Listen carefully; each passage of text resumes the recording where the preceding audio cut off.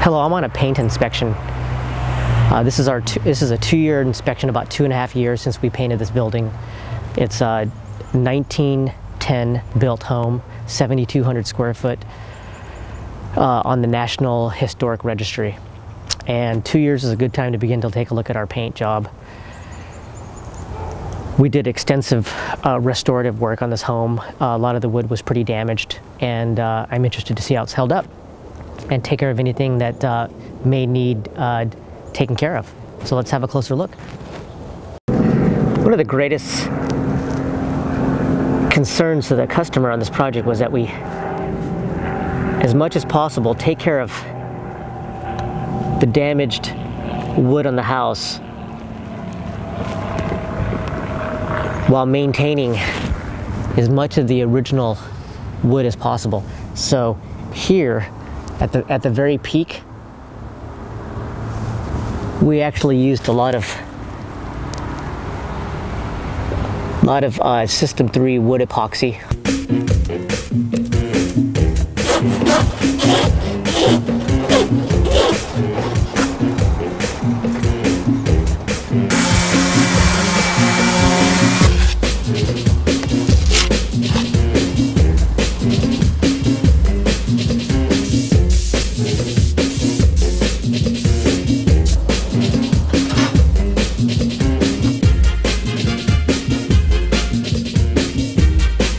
On the fascia board. From the ground level, it looks like it's held up pretty well.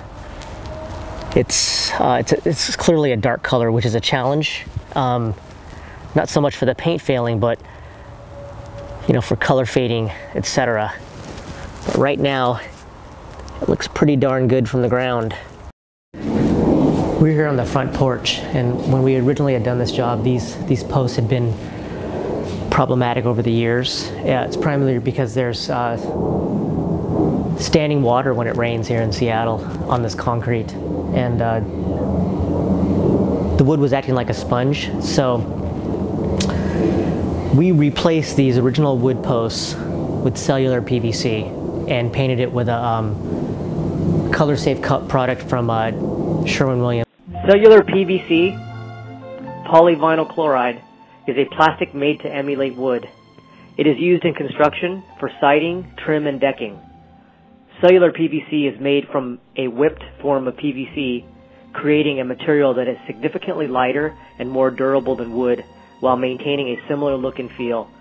The smooth surface of cellular PVC is non-porous and impenetrable by water. That's especially designed for cellular PVC. After 2 years, they look exactly the same as the day we painted them. We replaced the wood posts with cellular PVC.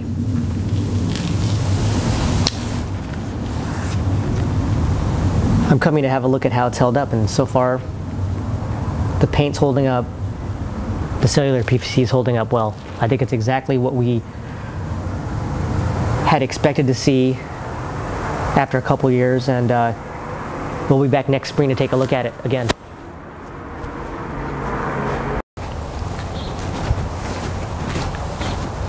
A few years ago, this was a troubled area. Looks like our paint's held up, besides a little bit of dirt. It's exactly how we expected it to look. We'll be back to look at it on a yearly basis. Paint's held up. All the sealants and the water entry points have held up.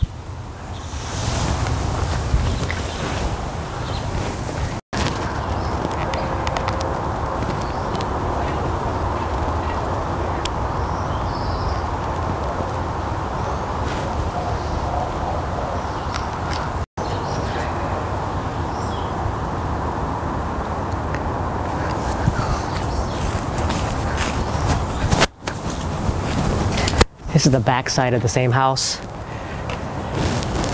This mudroom, sunroom area, we had done extensive carpentry repairs on the fascia board, and I'm coming to take a look at it. So far, so good.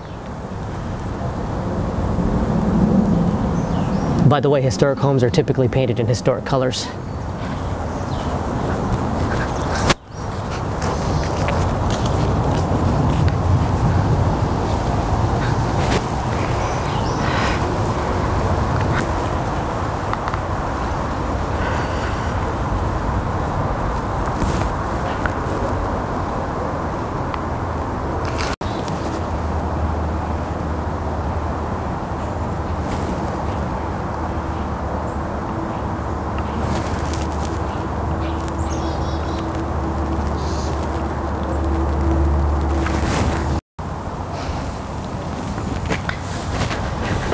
Some of the details that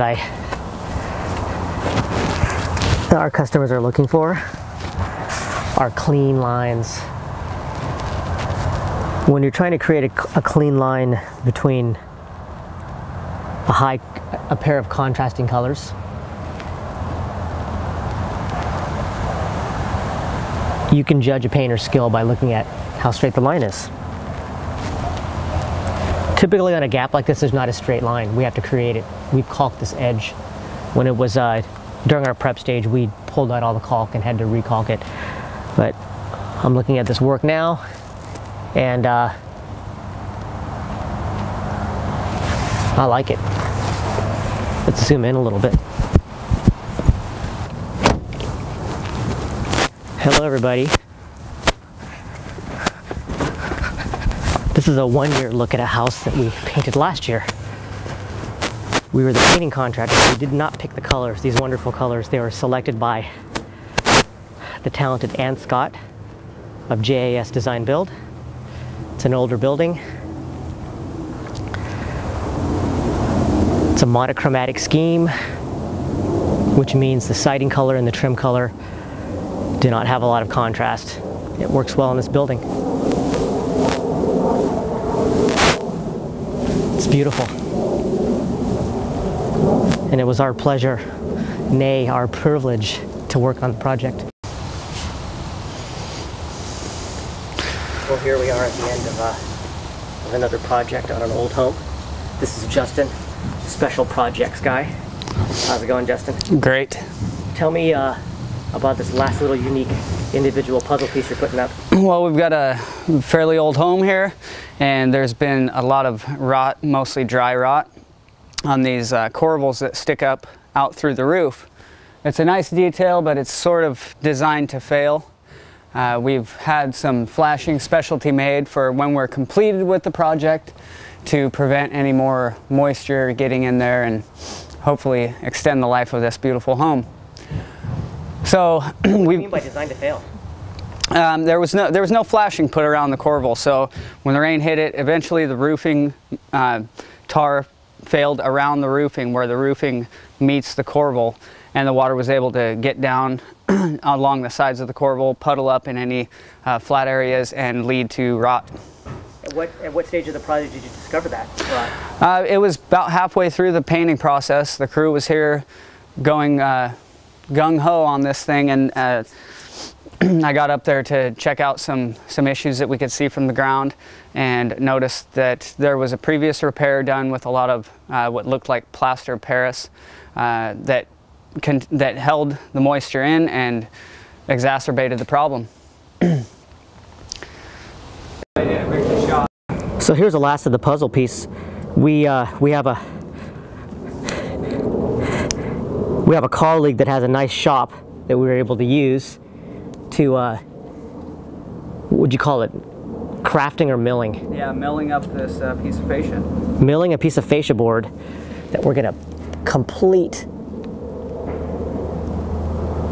on the top of this building at the highest peak. It's kind of like putting a puzzle together, huh, Justin? It is. And this is a completely solid piece of wood with this detail mortised out right there to give it a good fix. How big is this saw? This is from, that's the mortise that you created? Yeah, I just did this on a table saw. Just ran it through multiple times and took out that entire chunk, block sanded it out, rounded the edges off to give it that old weathered look to tie in with the rest of it. You don't want it sticking out like a sore thumb. And what are you gonna, what's that thing right there? It looks like wooden Legos. That's sort of a truss system. That the top vertical piece of the corbel up there is actually AZEK material, which is a PVC material. It's not wood. It's got a wood structure inside, but it's not rigid from side to side. The fascia boards butt into the end of that and press against it, and it essentially supports that high end of the fascia. And so this is going to go down the middle of the corbel to add some lateral structure so that those pieces of fascia can lean up against it.